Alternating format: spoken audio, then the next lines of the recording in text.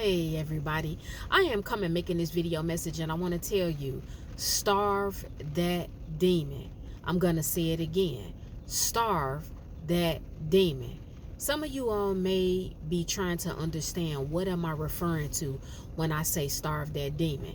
I am talking about anybody or any situation and you know the enemy has raised his head in that person or in that situation.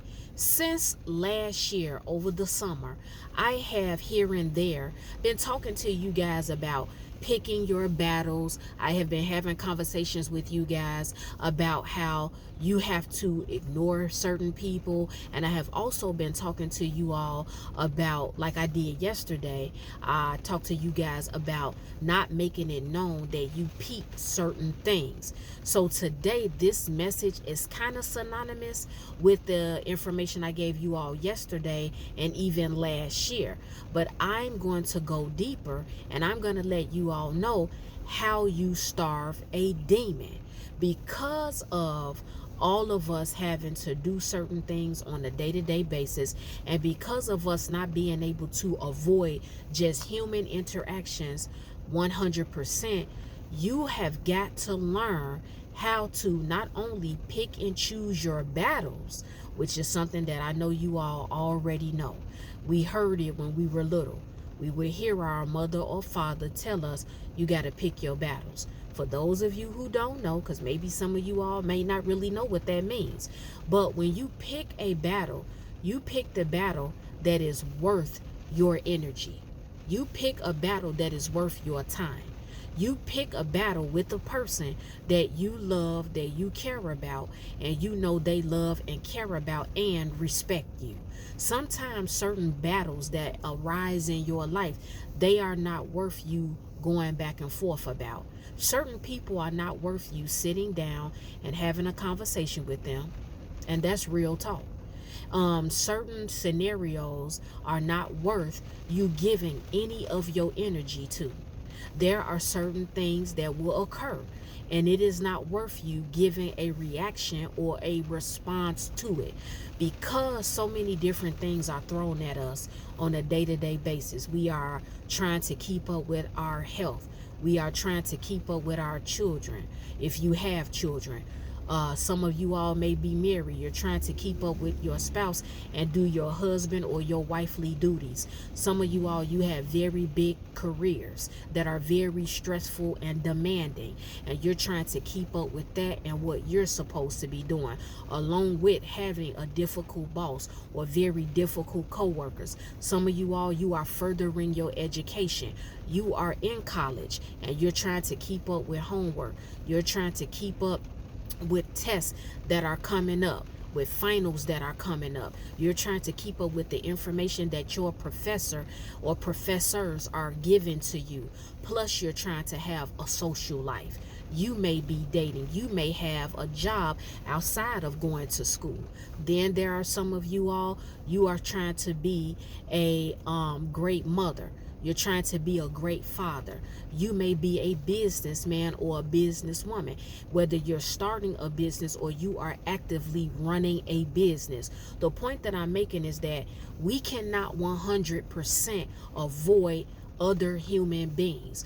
But what you can do, you learn to pick and choose what you want to have discussions about. You pick and choose what you want to, or who you want to acknowledge. You pick and choose who and what you give your energy to.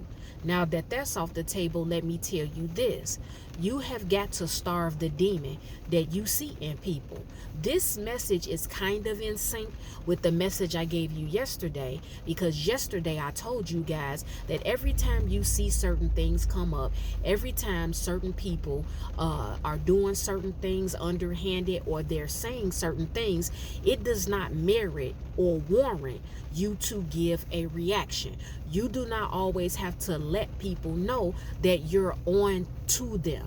You don't have to let them know that. You can be quiet about things and you can act accordingly. When you act accordingly, you can do it quietly.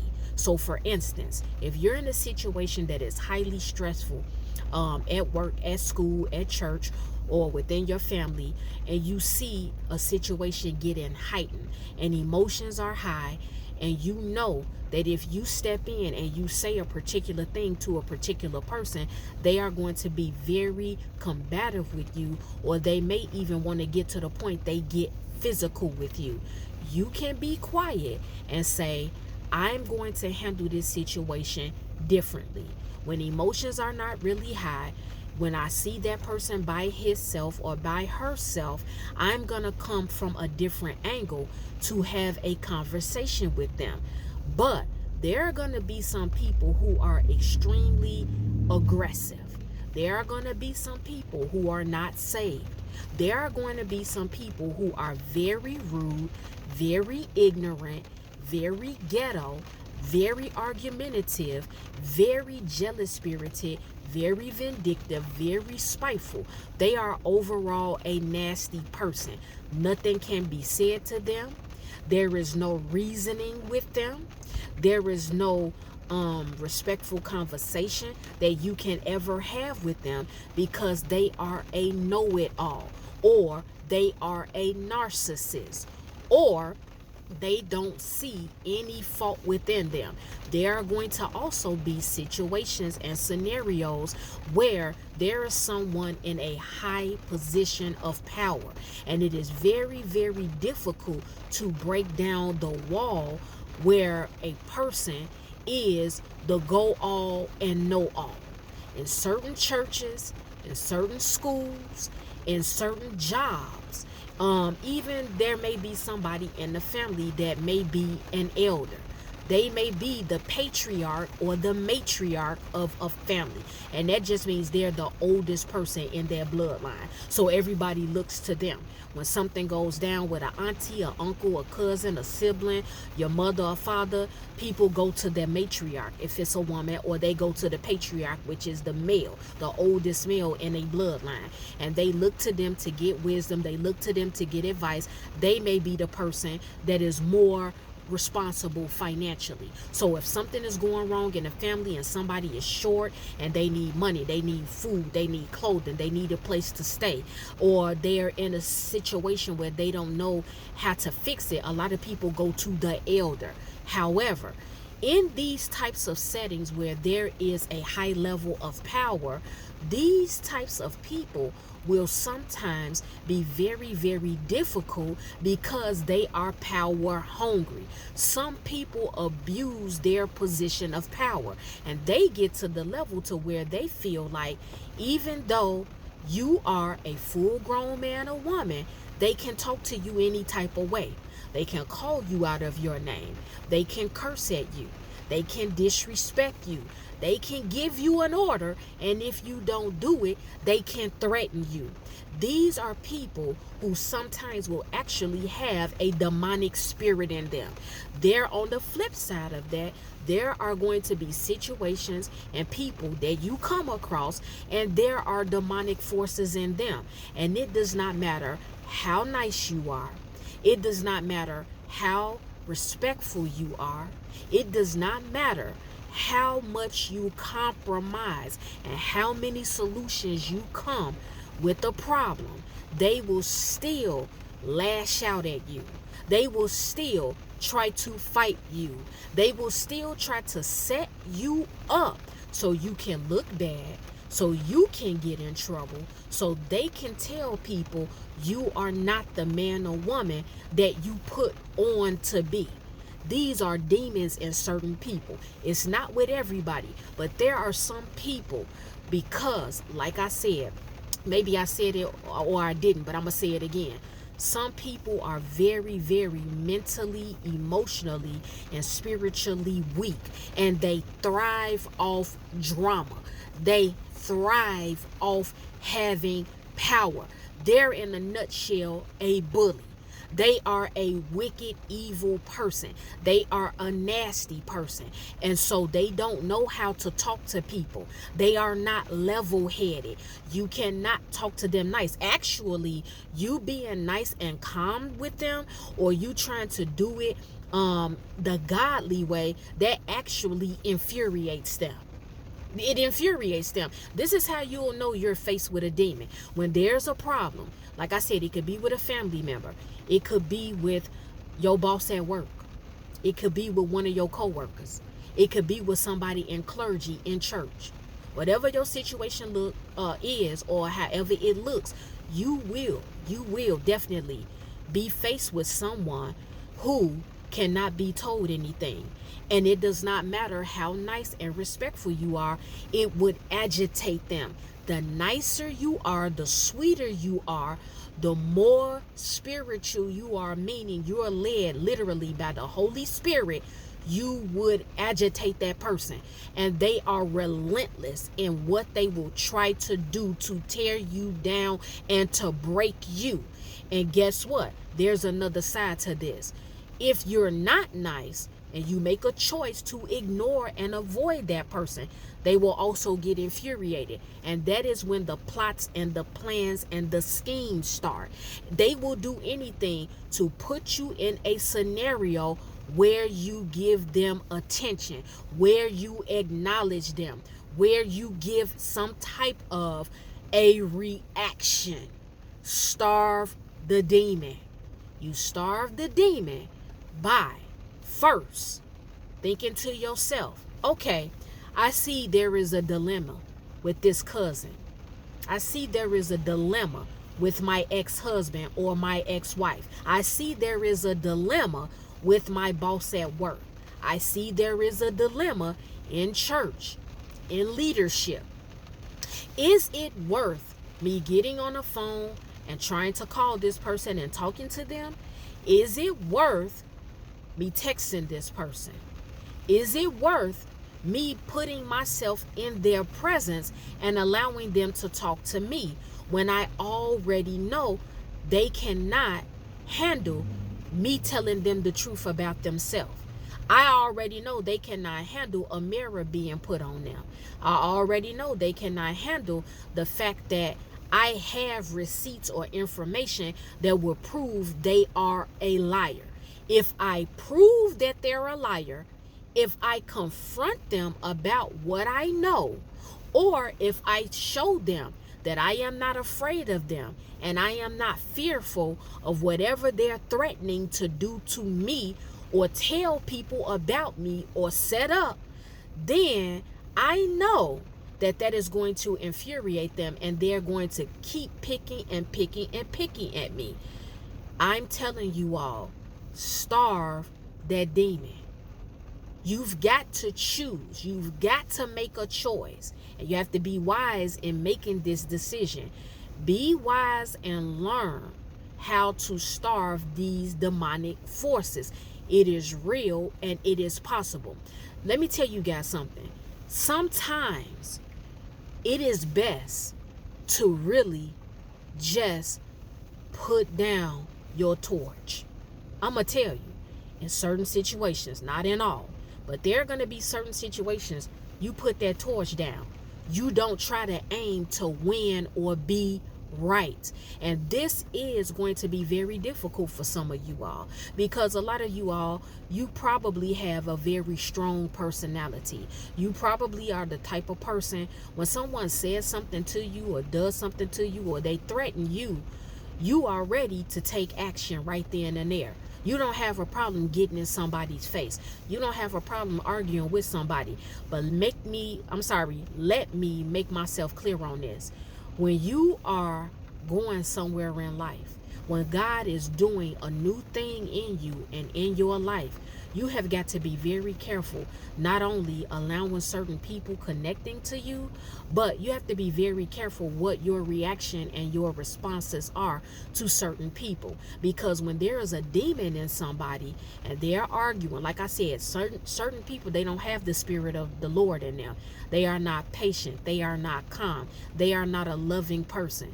They are weak again, mentally, spiritually, and emotionally. So they don't care about hurting you or other people. They don't care about being a bully. They thrive off this. They are power-hungry people.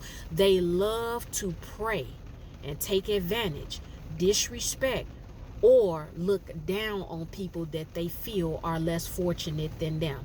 And it's not always someone who's homeless or jobless or broke or sick. It could just be they feel like this person is in a vulnerable state. Say that you have to live with somebody. Certain people, they will have a demon in them and know he or she is in a vulnerable place. So if I talk to them a certain type of way, they better not open up their mouth and say nothing to me, because I can put them out in the street and they'll be homeless. They won't have anywhere to go.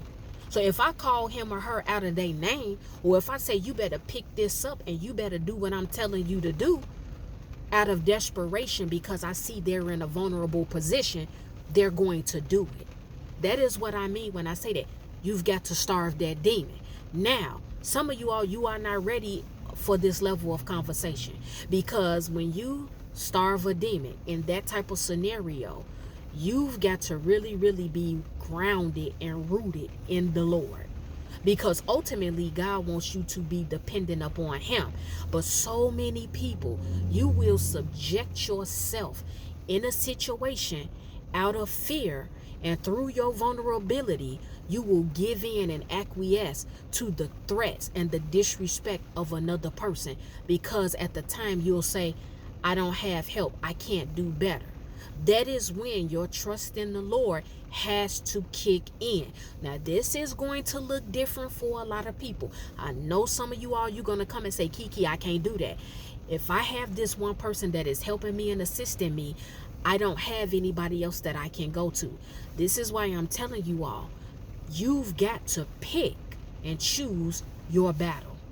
If you know you are not strong enough to pick a particular battle because you don't have other options, you still need to be rooted and grounded in God, and you need to be saturated in prayer. There is a way you can starve a demon. There is a way. God, you have to trust that God will give you the guidance on how to navigate and get around it.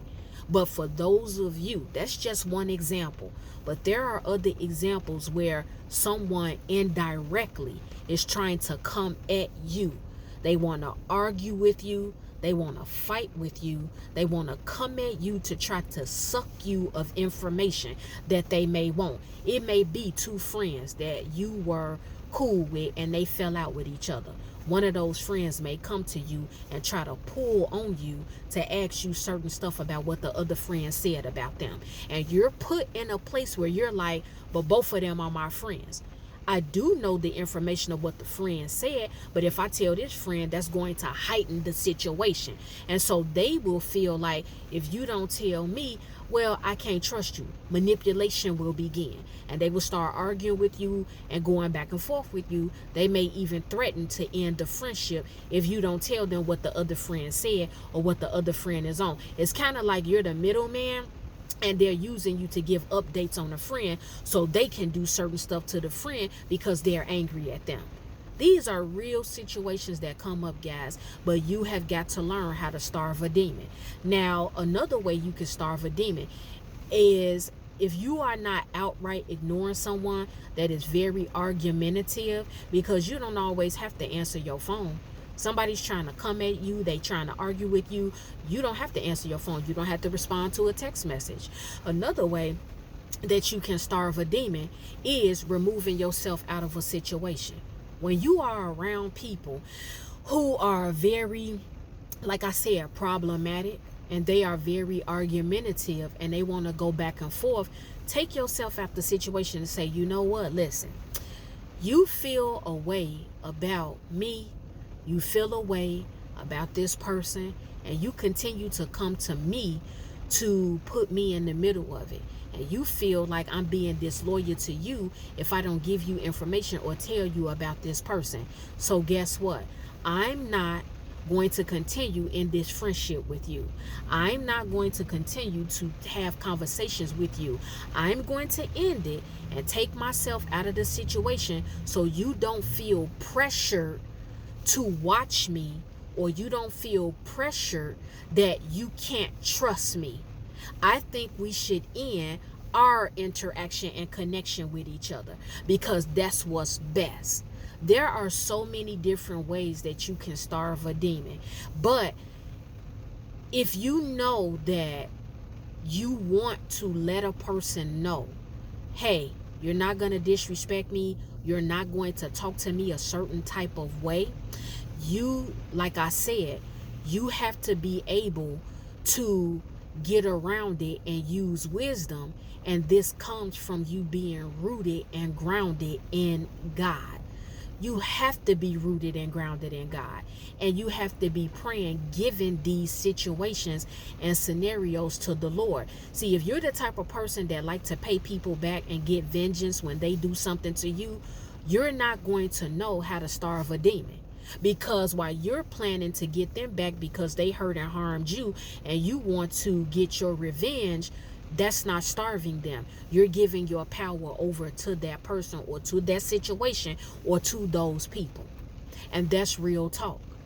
But when you can sit back and be confident and say, you know what, God, it doesn't feel good over the fact that I'm dealing with this difficult family member or friend or boss or this person that has come into my life. But you know what, God, they doing a lot of stuff and they slandering my character. They're telling lies on me. They're pulling me in court to tell a lie. Some of y'all, you've been in that situation where someone literally has lied on you in court, and you're going back and forth to court and you're fighting and fighting to prove your innocence. But I am here to tell you all, when you let God, you put down your torch and you back away from a situation and say, God, this entire situation is so much that's going on. And if I say the wrong thing or give a response, I can get to a place where I get hurt. I'm drained from arguing and going back and forth with them, or it's feeding them. It's feeding them. Because if I say something to them, they're going to keep coming back with a rebuttal. And then if I respond to that rebuttal, they're going to come back with something else. Or then they're going to take it to a higher level and they're going to try to do something. And it may lead to, okay, I'm going to slander this person and I'm going to bring them in court and say they did this, and this. And then I'm going to hit up the situation where I can affect their children. I'm going to say they did something to their child. It's a lot of games that a demon will play. People with these demonic forces in them or these spirits in them, they are very skilled and intelligent when it comes to setting up evil. They are very skilled and intelligent in trying to put you in a situation where you lose everything. You've got to be aware. But one of the quickest ways that you can avoid it is simply by starving the demon. Don't allow your ego and your pride to get into the midst of a situation where you say, nah, I'm about to get this person back. I'm about to cuss this person out. I'm about to get in their face because they threatened me. I'm going to make a threat and let them know, you do this, I'm going to do that. No, because that's what they want. They want you to acknowledge them. They want you to argue with them. They want you to go back and forth with them. Some of these demons and people, they're unhappy. They're miserable. I'm talking about it goes deeper than them being jealous. It goes deeper than them being mentally or spiritually and emotionally weak. These people are, I'm talking about, miserable. And so to see you drained, to see you miserable, that would make them feel better. That will make them feel important. The fact you're acknowledging them. Sometimes when people see that you have a peaceful, quiet life, okay, and you're working on things and your life is changing for the better, some people can't stand that. They cannot stand to see people who mind their own business and people who are at peace with themselves. It doesn't even matter what is going on in their life. Some people, they get infuriated when they see someone who is at peace, even though it may be chaos around them.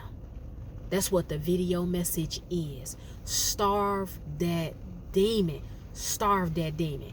Y'all gonna have to get to a point you ignore people. You're gonna have to get to a point you stop responding to text messages. You're gonna have to get to a point you stop texting certain people. You're gonna have to get to a point where you tell people, nope, I'm not willing to have a conversation with you about whatever it is you're trying to talk about. Because you know what? I know you. And I know where this can go. So whatever you want to think about me, whatever you want to feel about me, whatever you want to believe about me, I'm going to let you have it. I'm going to let you have it. Whatever you feel you need to do when it comes to me or this situation, go ahead and do it. That's how you starve a demon. And like I said, all of you you're not ready for this because you want to give a rebuttal. You want to throw your weight around. But I'm telling you all, I've lived it recently. When you can just stay grounded in God and say, God, you know what? I know what I'm capable of doing. You know, Father, what I'm capable of doing. You know how ugly I could get in this. But you know what, Father? I'm going to be humble and I'm going to let you completely take over this situation. I know you said, Father, in your word, no weapon formed shall prosper. And I'm going to stand on that. However you see fit to handle this person or this scenario, I'm going to be quiet. Like I said, God may speak to your spirit and tell you to handle a situation or a demon a certain way, because sometimes you do have to open your mouth and speak and say certain things. This is not a video for me to tell you all to be scared and tuck your tail between your legs. This is a video about you using a higher level of wisdom, a higher level of strategy, a higher level of skill for conflicts and dilemmas and people who are troubled, problematic, and unhinged. You will be faced with this. You will be faced with opposition. Starve the demon. When you see it, when you discern it, when you recognize it, you learn how to starve it. It will look different for each one of us. But if you've got the technique and the skill, you better ride it. You better utilize it. You better activate it. Because when you starve the demon in people, and when you starve that demon in the workplace or in a situation, and you fight it spiritually, meaning you giving it to God, you talking to God about it, and you praying about it, or you are fasting about it, that's where you leave it at. That's where you leave it at. Leave it at that. Be silent and keep and protect your peace and your mental health. That is the video message. Well, guys, it's time for me to go because I have some other things to do. The Lord willing, I will be back with another video message. If any one of you have taken offense to anything I spoke about in this video message, it's okay. It's all right. I'm not worried about it. I am not concerned because I know you will forgive me in the morning.